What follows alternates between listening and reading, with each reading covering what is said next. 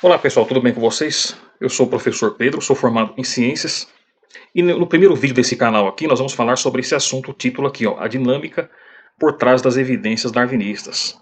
Como que funciona a dinâmica por trás dessas evidências darwinistas, né, da teoria da evolução?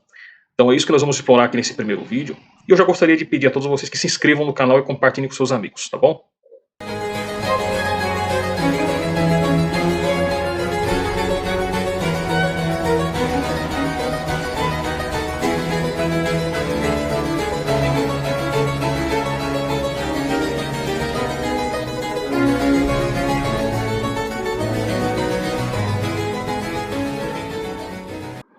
Então a primeira coisa que nós temos que observar é o seguinte: o que é ciência observacional, certo? A ciência observacional é a ciência experimental, feita no laboratório ou no campo. E a ciência observacional, pessoal, ela se utiliza do naturalismo metodológico e envolve repetir os experimentos e observação no presente, certo? Então é graças à ciência observacional que encontramos cura para doenças, criamos tecnologia como no desenvolvimento de smartphones, de satélites, de carros, aviões e assim por diante, certo? Então isso é ciência observacional. É importante vocês guardarem o conceito disso aqui para vocês entenderem como que funciona a dinâmica por trás das alegadas evidências da teoria da evolução. E será que a teoria da evolução é uma ciência observacional? Pessoal, a resposta é não, certo? A teoria da evolução não é uma ciência observacional, certo? Na maioria das suas reivindicações, trata-se de uma ciência histórica, certo? O que é ciência histórica? É aquela que se preocupa em extrapolar as observações presentes para determinar o que ocorreu no passado distante, certo? Então é diferente. E assim, as coisas que aconteceram no passado não podem ser checadas, certo? Do mesmo modo que faríamos aqui, ó, no presente. Então é diferente, certo? Então, teve um editor da revista Nature, né, chamado Henry Gee, que ele disse, ó, explicitamente, certo? Ele atacou o status científico, certo? Dessa questão das ciências chamadas históricas, ele disse o seguinte, em suas palavras, né, do Henry Gee, ele disse assim, ó, eles nunca podem ser testados por experiência, e assim eles não são científicos. Nenhuma ciência pode ser histórica, então a teoria da evolução não é ciência observacional em todas as suas reivindicações, certo? Então aqui nós notamos o seguinte, ó, que esse fato aqui, pessoal, geralmente as pessoas desconhecem, certo? Esse desconhecimento por parte da maioria do grande público das pessoas acaba dando um status, certo? Que a teoria da evolução não deveria ter, certo? Por quê? Porque as pessoas acabam acreditando ingenuamente que a teoria da evolução já foi comprovada. A nossa pergunta é, será? Bom, o fato, pessoal, é que o máximo que a teoria da evolução pode produzir são inferências, certo? Conforme a gente vai ver daqui a pouco, que misturam-se a um fato científico com uma premissa teórica falsa, certo? Que leva, obviamente, a uma conclusão teórica também falsa. E como a gente vai ver também, são impossíveis de serem reproduzidas em laboratório, e eu vou explicar isso mais adiante, certo? E por que isso ocorre, pessoal? Isso que eu acabei de falar é verdade. Porque é o seguinte, ó, ocorre pelo simples motivo, certo? Os supostos eventos que a teoria da evolução tenta comprovar foram eventos únicos, impossíveis de sequer serem descobertos, certo? Como e de que forma ocorreram. Por quê, pessoal? Porque ninguém estava lá para observar esses eventos. Então notemos que nessa imagem aqui, nessa ilustração aqui, nós temos aqui um cientista, certo? Que está aqui na linha do tempo, no presente, ok? E conforme vai passando aqui, ó, conforme a gente avança para trás aqui, a linha do tempo ela vai, certo? Ficando cada vez mais longe do tempo presente, lá no passado. Ó. Bom, e acontece que ninguém, ó, todos os que estão aqui no presente é óbvio, certo? Ninguém estava lá no passado. Ó. Ninguém estava lá, por exemplo, vai há 60 milhões de anos atrás, ninguém estava lá supostos 250 milhões de anos atrás, e nem há 400 milhões de anos atrás, certo? Ninguém estava lá para observar, certo? Para testemunhar esses eventos únicos. Então nós temos aí ó, um grande problema, certo? Uma condição precaríssima. Temos que admitir essa verdade, esse fato, certo? Então aí é que está a diferença entre ciência observacional, certo? Que você pode observar o experimento no tempo presente e tudo mais, e a ciência histórica, certo? Que daí você já está querendo descobrir eventos que ocorreram uma vez só lá no passado, e aí a condição é precaríssima. Bom, mas então aí surge a pergunta, né? No que se baseia então essa dinâmica por trás das alegadas evidências, né, da teoria da evolução, que eles falam, não, foi comprovada, será? Vamos ver aqui agora como é que funciona essa dinâmica, certo? Então essa dinâmica ela envolve o seguinte, ó, ela sempre vai envolver, agora que nós vamos começar a desmistificar isso para você, para você abrir o seu olho, certo? Para você entender como que funciona essa dinâmica, para você não ser enganado por aí, certo? Como muita gente tem sido, que acredita lá dogmaticamente nas coisas que eles falam para você. Então, a dinâmica que envolve uma evidência na teoria da evolução, ela sempre vai ter isso aqui, ó, um fato científico, beleza? Mas o quê? Mas uma premissa teórica falsa, certo? Eu vou explicar isso também. E geralmente esse fato científico, com mais essa premissa ou mais premissas teóricas falsas, né, aí depende do que vai ser alegado, eu estou mostrando aqui só a dinâmica, certo? Por trás dessas alegadas evidências. Então, esse fato científico, mas essa premissa teórica falsa vai levar ao quê? A uma conclusão teórica falsa. Mas, professor Pedro, me dá um exemplo, então, de como que isso aí pode acontecer na prática, né? Então vamos lá, vamos pegar um exemplo aqui, ó. Percebam que você tem aqui um fato científico, mais uma premissa teórica falsa, que vai levar a uma conclusão teórica falsa, certo? Então é por isso que os cientistas, por exemplo, da criação da teoria do design inteligente, questionam, falam, ó, vocês aí na teoria da evolução, vocês não têm nenhuma prova concreta, certo? De que a evolução verdadeiramente ocorre, porque vocês sempre se baseiam num fato científico, que eu vou mostrar aqui para vocês agora um exemplo, mas premissas teóricas falsas, viciadas, certo? Baseada em raciocínio circular viciado, e que vai levar, obviamente, a uma conclusão teórica falsa, que não faz parte do mundo concreto. E eu vou mostrar isso para vocês também, não só nesse vídeo, mas em vídeos posteriores, certo? Então vou dar um exemplo que vai ficar bastante fácil para vocês compreenderem essa dinâmica. Eu falei aqui que vai envolver, então, um fato científico. Por exemplo, fizeram um experimento, certo, pessoal, com lagartos que aumentaram o tamanho da cabeça, certo? Então eles observaram que depois de determinados anos aconteceu algumas modificações nessa espécie de lagarto. Eu não vou entrar aqui em detalhes, que não é o objetivo desse vídeo, que esses lagartos aumentaram, então, o tamanho da cabeça e o tamanho da boca. Ok, até aqui tudo bem. Isso aqui é um fato científico que foi observável na natureza, certo? Tanto os cientistas da criação como da teoria do design inteligente e da evolução vão confirmar isso aqui. É um fato científico. Agora prestem atenção na dinâmica, porque essa é a chave para vocês detectarem a verdade e aquilo que não é verdade no mundo, certo? Dos livros aí que vocês vão ler, que vocês vão ver em supostos artigos, certo? Somado a isso aqui, que é um fato científico, então os evolucionistas vão apresentar uma premissa teórica falsa, certo? Eles vão dizer que a evolução está comprovada. Vão dizer que a evolução está comprovada só por causa disso, porque a cabeça do lagartinho aqui aumentou e a boca dele também, certo? Ou seja, o lagarto, entre aspas, evoluiu para um lagarto. Deixou de ser lagarto? Não. A resposta é não. Continua sendo um lagarto, certo? Só que aí, a partir dessa premissa teórica falsa, né, de que a evolução está comprovada só porque aumentou a cabecinha do lagarto, eles vão agora fazer uma inferência, certo? Uma inferência. Então, eles vão dizer que se isso ocorre indefinidamente, então as espécies se transmutaram, certo? Lá no passado, né, pessoal? Isso aqui nada mais é do que uma inferência. E por que é uma inferência? Porque esse fato científico que eu acabei de citar aqui do lagarto, que aumentou a cabeça dele através do experimento, foi observável. Deu para os cientistas verificarem, certo? Empiricamente, através da visão, certo? Ou seja, isso aqui é de fato um fato científico. Agora, essa inferência aqui, ó, que a evolução está comprovada e que se isso ocorre indefinidamente, então as espécies se transmutaram, isso aqui, ó, não é observável na natureza. E eu vou mostrar isso aqui para vocês daqui a pouco, não só nesse vídeo, mas em vídeos posteriores também, tá? Então isso aqui é não observável. Se trata apenas e tão somente de uma inferência. Não foi observado na natureza isso aqui, certo? Então, inferência é uma coisa. Fato científico é outra coisa, pessoal, completamente diferente, certo? Inferência não é prova, certo? Inferência é apenas um salto na imaginação, certo, pessoal? Que não se trata exclusivamente de uma prova, certo? É completamente diferente. O que eu quero que vocês entendam até aqui é o seguinte, que fato, certo? Aquilo que você observa diretamente pela ciência observacional é uma coisa, e uma inferência baseada numa premissa teórica, certo, falsa, é apenas uma inferência que não é observável. E daí pode-se, obviamente, né, pessoal, fazer mais um salto, né? Pode-se fazer mais um salto dizendo, fazendo uma outra inferência, que a macroevolução existe, né? Porque se isso ocorre indefinidamente, então as espécies se transmutaram, né? Então a macroevolução existe, essa conclusão que eu chego. Isso é uma conclusão teórica falsa. E por que é falsa? É não observável.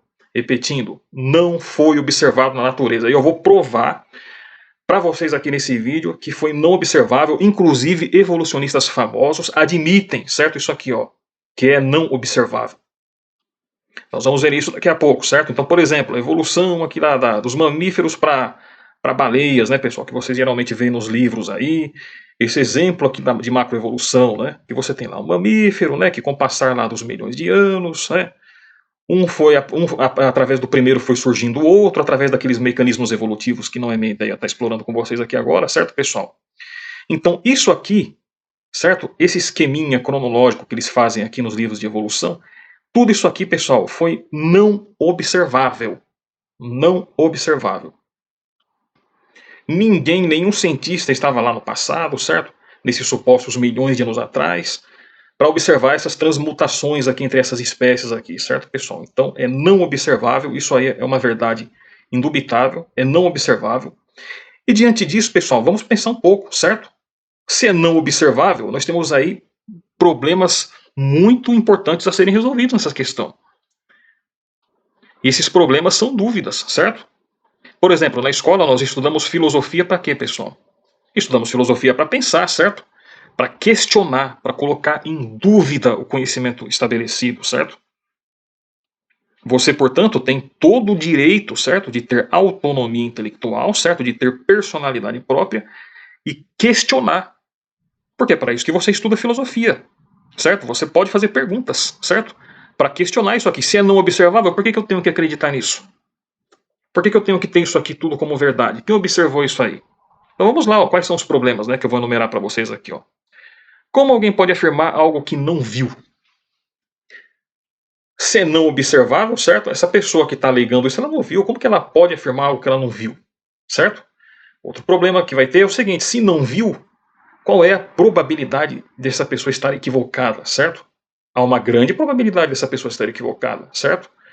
Se ela não viu isso aqui, ó, certo? Se ela está apenas colocando aqui um esqueminha cronológico aqui, e alegando aqui que houve uma evolução, certo? Se ela não viu isso aqui, qual que é a probabilidade dessa pessoa estar equivocada, certo? Porque se ela estiver equivocada, nós vamos ter um outro problema aqui, ó.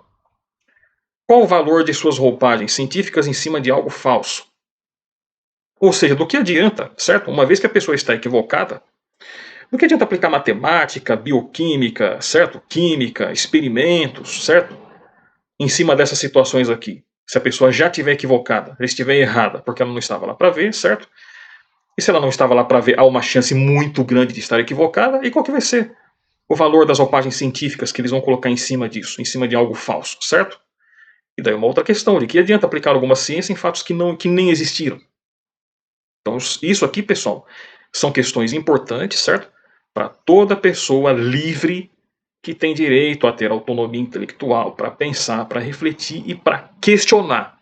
Isso é um direito seu, de todo cidadão que pensa. E baseado nesse esquema aqui da suposta, né, evolução das baleias que ninguém viu, né? Eu vou trazer aqui uma reflexão do físico Adalto Lourenço, que ele é um cientista da criação e do design inteligente. Ó. Olha só o que ele diz, pessoal, para vocês compreenderem ainda com mais profundidade, certo? A diferença entre o que é ciência observacional e o que é ciência histórica, que daí já se enquadra na teoria da evolução. O Adalto Lourenço, o cientista Adalto Lourenço, ele diz o seguinte, ó, é necessário compreender a diferença entre uma evidência e a interpretação a ela atribuída.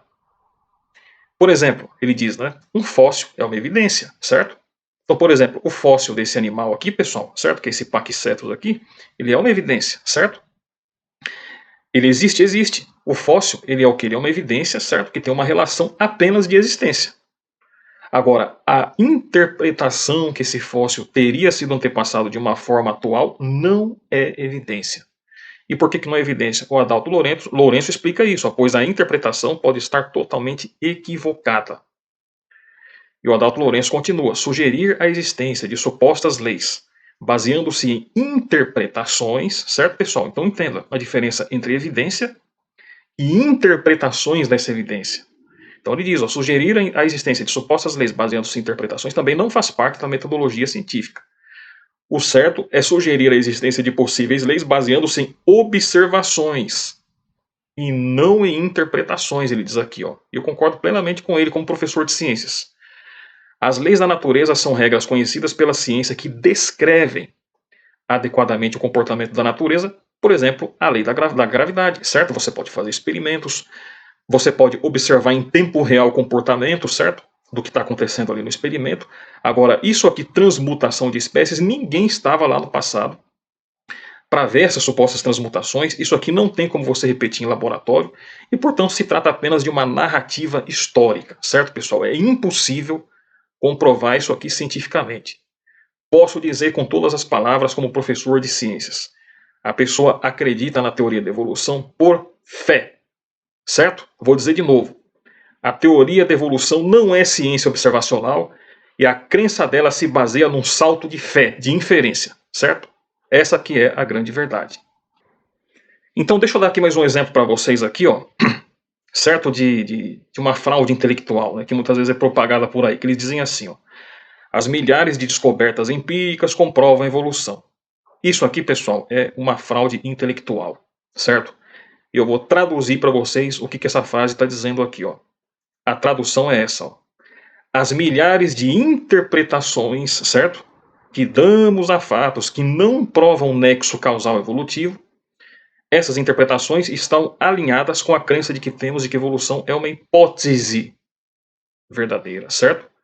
Então vejam, pessoal, não tem nada de comprovação aqui que eles falam. São interpretações, certo?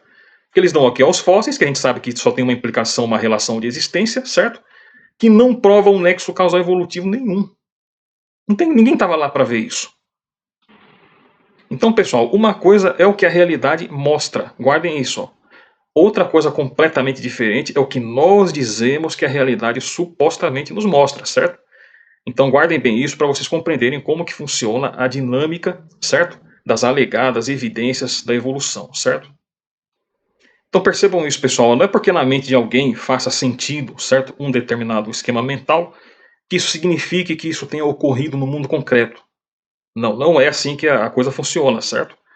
Esse tipo de conclusão precipitada e a priori, certo, pessoal? Só é cultivada por uma mente imatura, certo? Inexperiente, intelectualmente indisciplinada. Então, a realidade e os fatos, pessoal, estão num plano superior a qualquer alegada racionalidade, certo? Então, nós podemos dizer aqui, ó, com toda a convicção, correlação não é causação. Então, por exemplo, não é porque essa espécie aqui ela tinha perna, ela era um quadrúpede e essa também, certo, pessoal, que essa aqui evoluiu para essa. Isso é correlação, certo? O certo de serem quadrúpedes aqui, ó, isso é uma correlação. Mas essa correlação não é causação, certo, pessoal? Porque não tem como se provar isso. Então, correlação não é causação. Essa que é a grande verdade. E eu vou mostrar isso para vocês aqui agora, certo? Por que correlação não é causação? Vou mostrar isso aqui para vocês agora baseado, certo? Naquilo que o filósofo David Hume refletiu há séculos atrás, certo? Vamos pensar um pouco aqui, ó. O filósofo David Hume, ele propôs o seguinte, ó, que a mente humana, certo? Muitas das vezes, né, pessoal, ela tem um problema. Ela tem como se fosse, eu diria, um defeito, um vício. Isso que o David Hume quis dizer, certo? Quem que era o David Hume? Foi esse filósofo aqui, ó. Aqui nós temos um retrato dele, certo? Um quadro bastante famoso.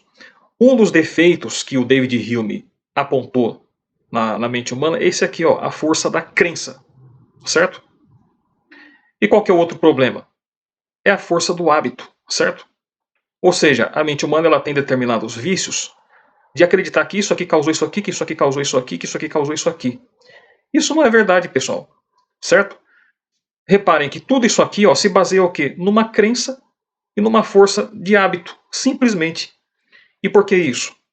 Porque nós já vimos que correlação não é causação. Então não vamos recair nesse vício, certo? Que se baseia na crença e no hábito. Que é aquilo que o David Hume, certo?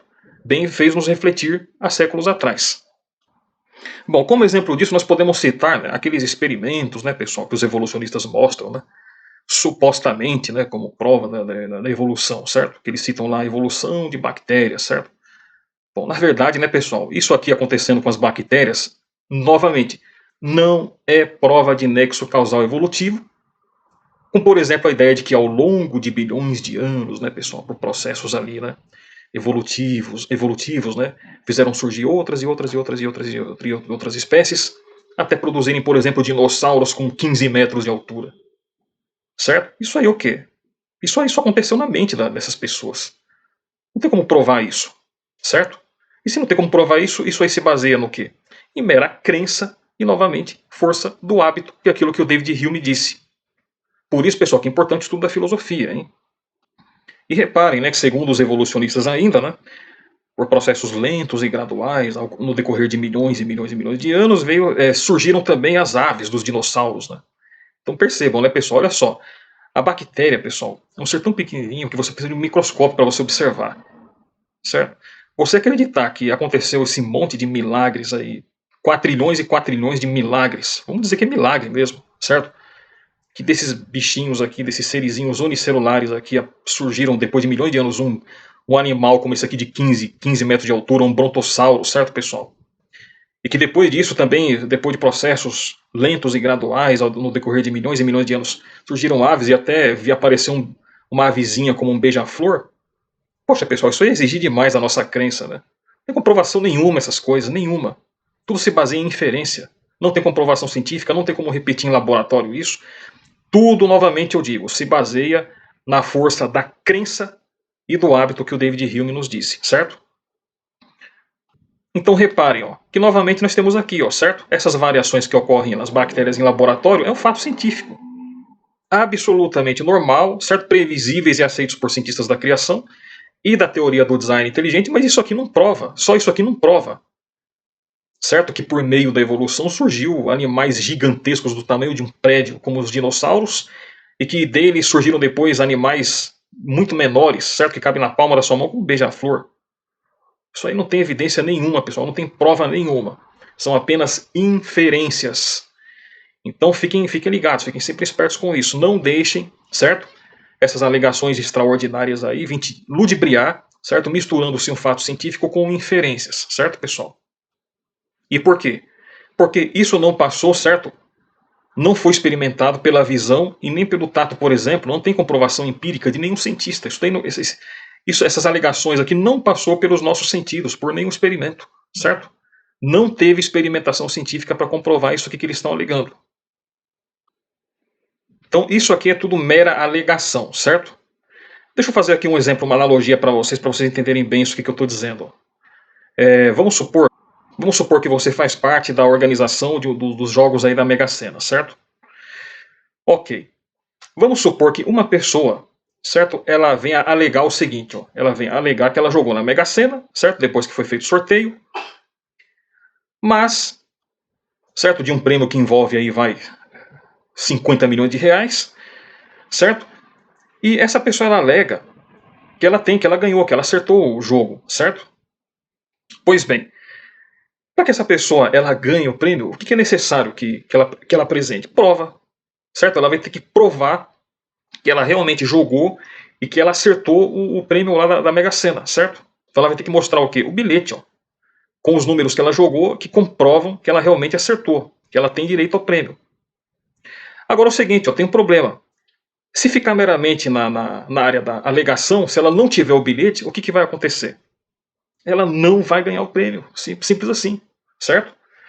Por mais que tenha testemunhas lá que juntamente com ela dizem, ó, eu vi que ela jogou realmente, que ela acertou, os organizadores aqui da loteria não vão dar o prêmio para ela, porque ela não tem como comprovar, certo? Por meio de provas que ela realmente ganhou, que ela acertou. A menos que ela apresente o bilhete, certo? Mas o que eu estou querendo dizer com isso? Que a mera alegação não prova que ela ganhou. E daí os organizadores da loteria não vão dar o prêmio para ela. Simples assim, certo? E por que isso? Porque, de novo, certo? Eles não têm uma comprovação empírica, um fato, certo? Que comprovem que a pessoa ganhou, certo? Eles não viram e não manipularam aqui esse suposto bilhete que talvez, que porventura tenha existido. Então a pessoa não vai ganhar o prêmio. Simples assim. A mesma coisa, pessoal, funciona com relação às alegações darwinistas evolucionistas. Se eles não têm como comprovar, certo? Que tais eventos ocorreram, certo? Por meio de provas, então nós não temos, certo, obrigação nenhuma de acreditar naquilo que eles estão dizendo. Simples assim, pessoal. Por quê? Nós não vamos, certo, acreditar nessas coisas que eles falam por mera fé, por mera força da crença e do hábito, que o David Hume disse. Ah, faz sentido na minha cabeça. Tudo bem, ué. Pode ser uma teoria que lá nos esquemas mentais fazem sentido, mas cadê no mundo concreto? Cadê a prova concreta? Não tem a prova concreta. Então isso aí é fé, certo? Bom, mas com relação ao fato de que ninguém observou a evolução, eu vou dar aqui alguns exemplos, certo? De cientistas evolucionistas que já admitiram isso, certo? Por exemplo, nós temos aqui o Richard Dawkins, que ele disse uma vez, ele admitiu publicamente num debate. Ele disse o seguinte, ó, evolução foi observada. Só que é o seguinte, olha o que ele vai dizer depois. Ó. Só que não foi observado enquanto estava acontecendo, certo? Então ele admitiu aqui, ó, não foi observado, não foi visto, certo? Não há comprovação empírica dos nossos sentidos de que ela ocorreu. Só que vamos fazer uma tradução disso aqui que o Richard Dawkins disse. Ó. A tradução disso aqui é o seguinte, ó, que ele está dizendo, ó, acreditamos que a evolução ocorra, ou seja, isso aqui ocorre no nível da crença, certo? Porém, dada a lentidão com que acreditamos que os processos evolutivos acontecem ou aconteceram, não podemos vê-la, certo? Porque ele disse aqui, ó, não foi observado, então está aqui a tradução, não podemos vê-la, enquanto a mesma ocorre em milhões de anos, certo? Então, essa tradução, pessoal, se baseia em que, de novo? Em crença e hábito, certo? Ninguém observou, ninguém estava lá no passado para ver esses eventos únicos, supostos, né, eventos únicos, certo? Ninguém viu, é um ato de fé, certo? Podemos dizer claramente, isso é uma crença, é uma fé isso aí. E por quê? Porque, de novo, ninguém viu e ninguém experimentou isso aí, certo? Não há comprovação empírica, testável. Bom, vou demonstrar para vocês aqui agora outra coisa também. Como que a gente pode perceber que a teoria da evolução ela é um processo, um esquema viciado de pensamento? Simples, eu vou dar um exemplo aqui que vai mostrar isso aí claramente como a luz do dia, que a teoria da evolução se baseia em raciocínio circular viciado, certo? Todo mundo já deve ter ouvido falar, por exemplo, que a ciência verdadeira, certo? A ciência autêntica, ela se baseia no conhecimento a posteriori, certo? E não a priori, como no caso da maioria das conclusões dos evolucionistas. O que isso significa? Significa que para você ter como fato uma verdade científica, primeiro você tem que testar ela, certo? E ela deve ser comprovada, ou seja, esse fato científico ele vai ser autenticado por meio de testes, de experimentos e, portanto, vai se tratar de um conhecimento a posteriori, ou seja, um conhecimento após a experiência, certo? Só que a teoria da evolução, pessoal, ela se baseia em postulados e premissas falsas, certo? Que vai levar o que? A um raciocínio circular viciado. E muitas das vezes, eu vou dar um exemplo aqui agora para vocês, muitas das vezes esse esquema é tão viciado, certo? Que muitas das vezes pesquisadores sofrem verdadeiras dissonâncias cognitivas, pessoal. Provocadas por descobertas inesperadas, que eles nem esperam, certo? Isso aí é o quê? É uma prova de que o esquema evolutivo, do pensamento evolutivo é viciado. Vou dar um exemplo aqui agora. Ó. Vou dar um exemplo aqui agora da descoberta de tecidos moles em fósseis de dinossauros. Se vocês não sabem, se alguns de vocês não sabem aqui que estiver assistindo esse vídeo, foi descoberto, pessoal, inesperadamente, certo? Em fósseis de dinossauros, tecidos moles. Que eles alegam que esses fósseis têm 65 milhões de anos atrás com tecidos moles. A minha ideia aqui não é entrar no debate aqui agora se resiste ou não o tempo esses tecidos moles. Não é esse o objetivo aqui agora. Mas o fato que eu quero focar aqui é o seguinte, que os pesquisadores evolucionistas, eles ficaram admirados. Eu já vi em depoimentos de pesquisadores evolucionistas que eles diziam, nós nunca imaginaríamos que fôssemos encontrar tecidos moles em dinossauros de supostos de 65 milhões de anos. Então isso aí, pessoal, já mostra o quê? Que o esquema evolucionista do pensamento evolucionista é completamente viciado em um raciocínio circular, certo? E isso é péssimo para a ciência autêntica, para a ciência verdadeira. Por quê? Porque isso mostra que essa ciência, a evolução, a teoria da evolução, ela está se baseando numa crença e no hábito novamente, certo? Que é aquilo que o David Hume já refletiu há séculos atrás. Então, esse tipo de exemplo que eu acabei de mostrar para vocês aqui agora, pessoal, mostra o seguinte, ó, que a mente, certo? De uma pessoa que acredita na teoria da evolução, ela é pré-condicionada, certo? Ela é pré-condicionada pelo evolucionismo, funciona por meio desse esquema mental, certo? Que não tem apoio no mundo concreto, certo? E muito menos aqui em experimentos científicos que descrevem os fenômenos sem carga interpretativa, certo, pessoal? E por isso, na mesma proporção, em que eles se afastam, certo, do método verdadeiramente da ciência observacional, certo? Eles se aproximam, na verdade, do que? De uma filosofia, certo? Eles preenchem essa ausência de provas científicas com teses imaginativas, certo, pessoal? Que nada mais é do que uma filosofia, não é ciência, certo? Não é ciência observacional, certo? É uma narrativa histórica, certo? Que tem um determinado viés, que tende sempre a ser submisso a esse esquema viciado, certo? A esse raciocínio circular. Isso é uma filosofia, tá? Não é ciência. Então, por exemplo, vou dar um outro exemplo aqui. Ó. Se, por exemplo, os evolucionistas dizem o olho evoluiu, certo? Se eles não terem como comprovar isso aqui por meio de experimentos, então essa tal assertiva é uma narrativa, certo, pessoal? Inteiramente a priori, certo? E não a posteriori, certo? Com experimento, com observação, como invoca um método científico duro e rigoroso, certo? Então, em ciência, conclusão sem experimento que apoia uma determinada assertiva é pseudociência. Você já pode colocar como pseudociência, mera narrativa, mera interpretação, certo?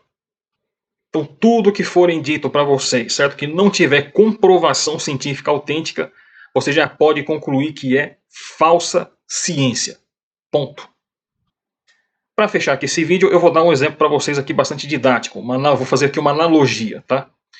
Suponhamos que nós temos aqui um sujeito chamado Roberto, que é um gerente de vendas, e que ele é casado com uma pessoa, com uma mulher chamada Carla, certo? Vamos supor que o Roberto ele sempre foi um marido fiel e respeitoso no mundo concreto. Mas vamos supor que a Carla ela tem um perfil ciumento, certo? Então, ao vasculhar os pertences de Roberto, ela encontra um pedaço de papel, certo? Com um número de telefone escrito. Que vai estar escrito lá o nome de uma pessoa chamada Silvana, certo? E vai estar lá o número de celular da Silvana. Bom, o que vai acontecer nessa história, né, pessoal? No mundo concreto, certo? A Silvana é apenas, tão somente, uma cliente do Roberto. Só que na mente aqui da Carla, certo? Processos mentais trabalham de forma seletivamente viciada, certo? A juntar fatos, entre aspas, que não existem no mundo concreto, que chegam à conclusão de que por meio desse bilhete aqui, certo? Com o nome da Silvana e o número de celular, que o Roberto está traindo a Carla. Então nós notemos aqui o seguinte, pessoal. Notemos que as conclusões aqui da Carla elas se baseiam no quê? No hábito mental, que produz uma crença o quê? A priori, certo?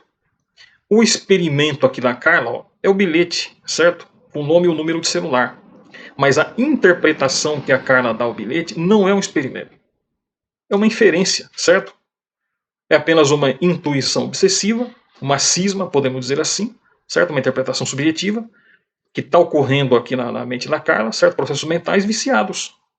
Então ela chegou a uma conclusão completamente falsa que não pertence ao mundo concreto por meio de um bilhete, certo, pessoal? Então, um bilhete, ó, ele não é nexo causal de adultério, certo? O adultério ele existe apenas na mente obsessiva aqui da Carla, certo? Dessa pessoa, desse exemplo aqui, ó. E não no mundo real e concreto, que é o que eu estou querendo mostrar para vocês. Então nós podemos ver aqui um exemplo ó, do quanto uma inferência, pessoal, isso que eu quero deixar claro para vocês, uma interpretação pode afastar uma pessoa do mundo real, tá bom? Então esse aqui é o primeiro vídeo do canal, certo? Esse canal aqui, pessoal, ele vai estar destinado, certo? Sempre com a missão de estar desmascarando principalmente o ultradarwinismo, certo? Na mente das pessoas, eu quero mostrar para você como que funcionam essas fraudes intelectuais, esses truques, essas técnicas de manipulação, certo? E o nosso compromisso é esse, tá, pessoal? Um grande abraço para todos vocês, certo? E eu peço para que vocês todos compartilhem esse vídeo com seus amigos, tá bom? Um grande abraço para todos vocês e até mais.